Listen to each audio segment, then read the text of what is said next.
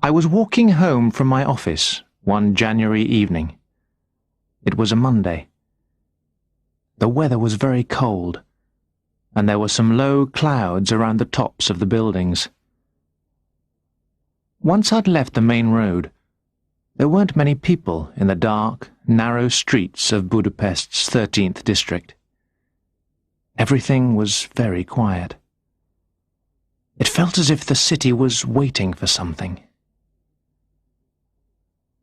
As I walked, I thought about what had happened at work.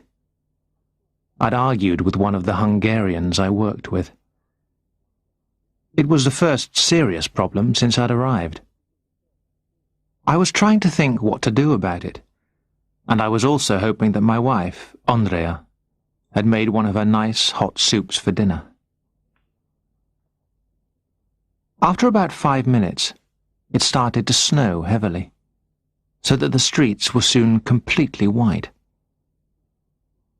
As I was walking along a very dark part of one street, there was the noise of a door shutting loudly inside a building. Then I heard the sound of someone running. Suddenly, the street door opened, and a man came out of it and ran straight into me. I fell over into the snow, shouting something like, "Hey, watch where you're going!" My words were loud in the empty street. The man turned to look at me for a moment. "Sorry," he said very quietly, in Hungarian, before walking quickly away. What I saw at that moment, in that dark winter street, was very strange, and I felt very afraid.